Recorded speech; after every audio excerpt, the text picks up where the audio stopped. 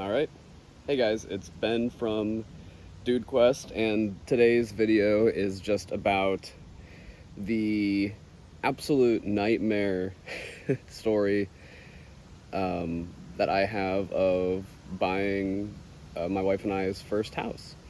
And I'm going to leave her primarily out of it because I was the kind of the driving force behind um, picking the place and where we lived. And if you're in your early 20s, mid 20s, or are just even looking at buying your first house in general, um, maybe you're still in high school or something and are sad that the world is priced out for home ownership in a lot of ways. Then I just hope that this story is, one, reassuring, and two, if you are actually looking to buy, that you can avoid some of the pitfalls that we fell into, because it was pretty it's been really expensive, to be quite frank, and it's caused a lot of frustration and stress that, you know, it, home ownership in general is always going to come with those things, I believe. But, we really, we really ended up paying the price for a couple silly mistakes. So anyway, that's my preface, and I guess we'll just kind of get into it. I'll give you some context, and then I'll give you more specifics about setting and exactly what I would have done differently in retrospect, now knowing what I know. So we were buying right off the tail end of COVID, and that was right off the tail end of COVID in 2022. We were moving back to Ohio from Idaho, from out west. We had taken kind of a year after my wife, and back then we were still just engaged. When we left, actually, we were still just dating, so we got engaged out west. But anyway, we were coming back from out west, moving back to Ohio, and we really wanted a place to live by the time we got back. So we were looking, and we were doing house hunting virtually, which is questionable at best. First mistake is trying to buy a house that you haven't physically seen yourself. So, and just, I know that throughout this, some older, wiser man is going to watch this and just laugh his ass off, and he has every right to, because we made every mistake you can possibly make. I really believe we were pretty close to checking every wrong box that it was possible to. So, that said, anyway, yeah, so we were just going through realtor.com and Zillow, that kind of thing, and just looking, and that was back when houses would get listed and sold. I mean, every house always had multiple offers in on it. That was still during the time when people were buying cash, paying cash for houses, paying in full for well above asking price. And so we were just in it, and it was really hard to make a decision fast enough to pick a home that we felt confident enough in to do that kind of thing, and there's some beautiful homes that in retrospect I really regret missing out on, and we picked this place because it was cheap. We would have paid, just a hand, all things told, we would have paid just a little bit more for what likely would have been a nicer situation. Anyway, so first mistake, we were hunting virtually online, and we were hoping to have a place done and closed by the time we came back. So we found one we liked. It's this place, obviously, and you guys have this back view. The back door is right over here, and it is nice. It's peaceful out here, in the countryside, and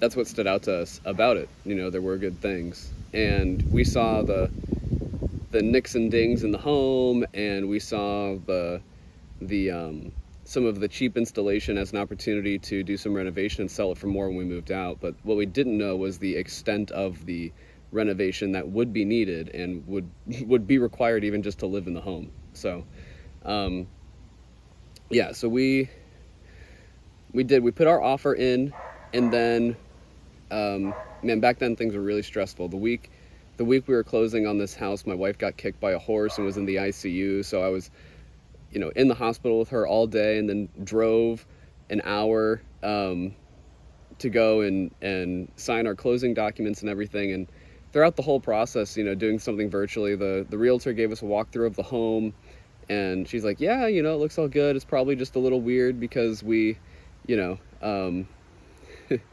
because we, it's sat for so long on the market, which that is a huge tell. This thing sat on the market for a long time in a period of time when houses were going sometimes same day for cash. And I don't know what in the world was in my mind that made me think I knew better. But I think at that time, things were just so stressful and we had so much going on that I just didn't want to have to think about one more thing. And I didn't want to ask for help because I thought I would be annoyed if people didn't help me in the way that I wanted them to, or that I would just be annoyed by people caring too much if we did ask them to help. And that was a really silly decision, because for one, when you need help, you don't really get to pick how the help is provided. You just need the help, and you have to humble yourself, and I was not humble. So we neglected all of our family and friends here that could have helped us take a look at this place, and we trusted the realtor's walkthrough, and we got the home inspection. They said there was nothing wrong with it except for the nicks and dings that we already knew were there.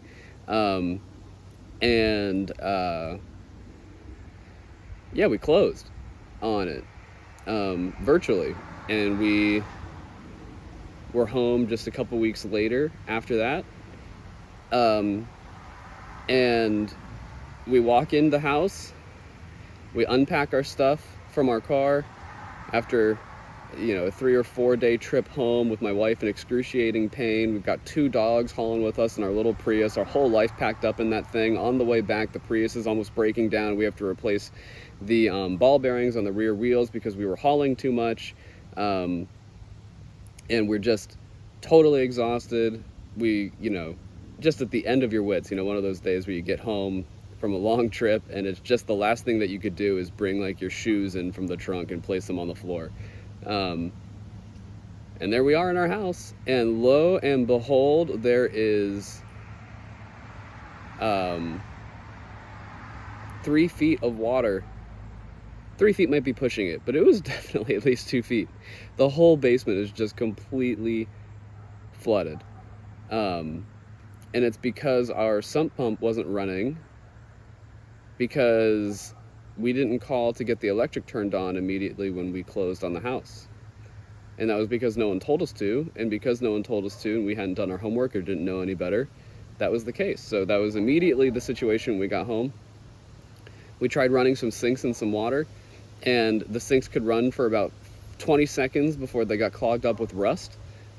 This house is on a well, and the well, which we have since re-drilled, that the house was originally on, didn't have enough water supply for a family to live on. The well is like over 100 years old. It was here when the house was built, and was totally plugged up with rust. I mean, the house was literally not livable when we got home after we had paid for it, and we offered more than asking. We probably should have offered at least 50% less than asking, given the amount of work that this house has needed. So that was fun, and you can imagine that we were maybe just a bit devastated. So thus began the humiliating and frustrating process of having to basically rebuild this place on our own dime, because we were, not even we, it was me. I was really arrogant, and I thought I knew better, and I didn't ask for help. So we actually ended up having to go and be in my parents' basement for a couple weeks while we got this place swapped over on water enough so that we could actually live here. While we were here, I was taking all my showers at a gym because we couldn't take a shower. It was so bad. The water smelled like sulfur. It had all these minerals in it. My wife was braver than I was back then, and would take short showers after the rust had kind of cleared out of the flowing water. But that was after we got the new well drilled. So yeah, we were at my parents', and you know, you move out west, you buy your own house, you move home, things are going well, and you're thrust straight back into your parents' basement again. It's just frustrating and humiliating.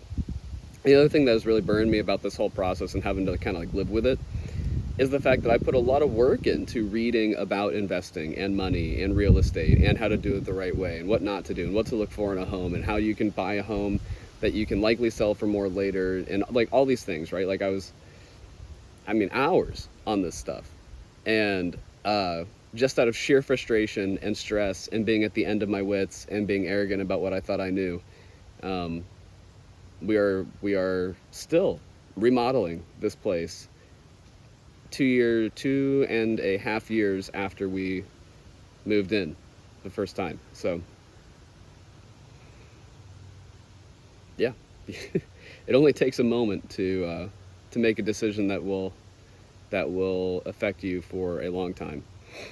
So anyway, we get the water fixed, and since then it has just been a slew of other home improvement projects that we've had to do that affect just the basic integrity and quality of the home. You know, there's mold in the HVAC system.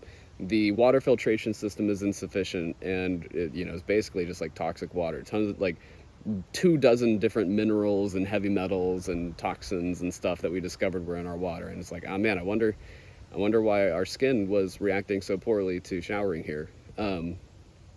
The windows and doors leak air like crazy. The basement wasn't insulated. You know, who knows? I'm just grateful there's not like a leak in the roof or something like that. So it's just been everything all at once. And really what I would encourage you to do, actually, I'm not even going to make recommendations. I guess all of this, you're probably wondering, just like, what in the world were you thinking? Why would you not, at the very least, just rent somewhere for like 6 months or a year when you came home? And we were just looking at rental prices, right? We're a young couple. At the time we still had 2 dogs, and one of them was medium sized, and we were just looking for a place that we could rent that we thought was reasonable, and we just didn't want to pay $1,500 a month in rent, which is just kind of the going price around like this whole area. Probably like a couple hours the other direction too. I mean, we're far enough rural now that maybe renting's a little bit cheaper, but the cheapest place that we thought that we could actually have a normal life with our dogs that wasn't like making them super reactive and barking all the time was like $1,500-$1,600 a month. And then there are a lot of options in like the $1,800 to $2,000 a month range. And at the time, like $2,000 a month, what interest rates were back then, that's like a $450,000 house that you can go and live in. And so I didn't want to spend a year or 2 years, or really even 6 months, what I would consider burning cash on rent, right? It's like if you pay your mortgage down, you're building equity, you get that money back. As long as you sell your house for break even, it's not money that you've lost, except for inflation and whatever you had to put in the home that would put you above the original price. So that was kind of the thought. And the mortgage on this place is cheap. It is cheap. But that has definitely more than been made up for. So you know, the truth is that renting is not a bad option. We will have to be here 3 or 4 more years to make up the difference on the projects we've had to do in the house, and you know, like the difference between what we save versus what we would be paying on rent. We'll have to be here like another 3 or 4 years to make up for the extra amount of money that we've put into this place, and that's really just to break even. So you know, really, it has not saved us money, certainly not in the short term. We might come out even in the long term when if we stay here, you know, in total 6 or 7 years. So it is definitely a learning lesson. And I think really part of it is just I was not in a state of mind to be making this kind of decision back when we were making a decision to move home, right? Like, we really should have just done the less permanent decision, taken our time, and made a good call on where we wanted to live. And a fully educated call, too. I mean, we didn't even know we didn't know back then. I've since made a Google Doc checklist of all the things that we will check whenever the time comes that we do move and buy kind of like our forever home. And it is long. So I'll put that down.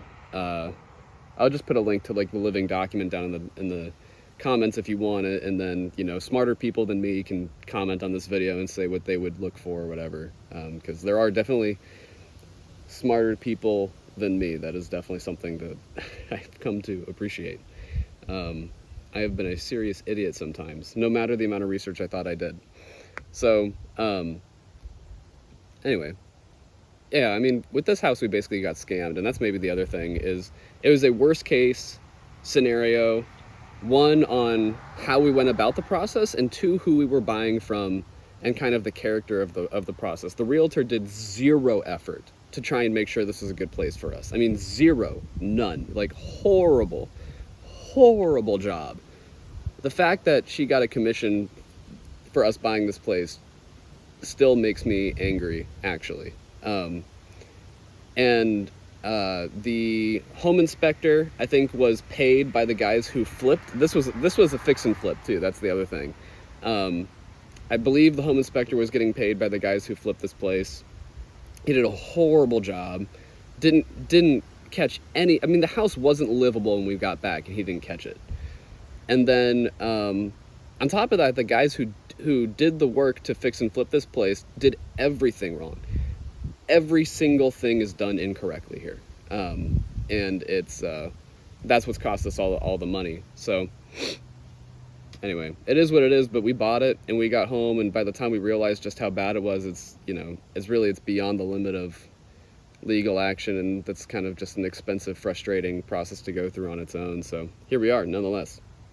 And anyway, you know, just the amount of money we were having to pour into this place, it's you know, it's a big deal to have to do that early in your life. You know, I'm 28, and you know, to be pumping money into a home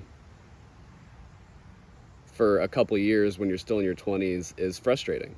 So anyway, I'll share what I've learned in my doc in the comments at the very least, you know, just all the things to check. And if you're not buying a home, but you're frustrated that you do have to rent, just know that it's not always the worst situation. And that if you have to rent now for the next 5 or 10 years until housing prices adjust, which, you know, that's my rough estimation for when things will actually significantly change. We'll see. I'm not an economist. This is not financial advice. But anyway, don't be disheartened if you do have to rent. You know, truthfully, my wife and I would have been better off financially if we had just bitten the bullet and rented, even if it felt expensive. So, or if we had just bought in a better home and made a better decision and not rushed it. You know, we could have rented for 6 months or a year, taken our time, picked a better home, all that kind of stuff. And some of that is, you know, dependent, because interest rates have gone up a ton since we originally bought, and home value, you know, it's like, it's not a perfect calculation, but it never will be, and it never is. But hopefully you can calculate it a little bit better than I did. Anyway, that's just kind of my note to you. And just last, on kind of like the personal aspect of it, you know, it is humiliating to make a bad decision. And it's frustrating and still humiliating to have to pay for it and continue to make up for that mistake, you know, which is just an emotional moment 3 years ago. Just an emotional moment 3 years ago. It sucks, you know, and it is costly. And it's hard to make peace with that. And I think I'm just now starting to. It depends on the day. But, you know, you can look around. We have this big black walnut tree in our yard. The birds are out. We get beautiful sunrises and sunsets that we can see equally from our property. We're close to you know, some beautiful outdoor areas that rock. The grocery store is just a few minutes away. We're perfectly positioned between all the people, family, and friends that we love to see on a regular basis. So it's worked for us. And, you know, there is peace to be found in it. And there is a reason that we picked this location, if not, you know, intentionally, or if we would have not, you know, necessarily picked this property. But we're also out of the city center. You know, we are close to the country, and, you know, there's a little bit of beauty in it. And it has also forced me to admit these things about myself that I don't always know better, and that sometimes I just need to allow people to help me and ask for help, even if I don't want to. And I think that's probably the biggest lesson in all of this is don't think that you know better. If you're doing a big deal move, like buying a house or making a big purchase or anything, you know, it applies to anything. There's so many things I would have spared myself from if I had asked the right questions to the right people in my life. And this house situation is certainly one of them. So don't be a fool. And even if you think people have got it wrong, if they've done it before, they'll at least have something to share with you, even if it's what not to do, like me. So that's basically my story on this one. And hopefully this is edifying. And maybe if you're someone who also has had a frustrating home buying experience, you know, share it in the comments, because I think it'll make me feel better. But hopefully you can commiserate a little bit. And thanks for watching. See you in the next one.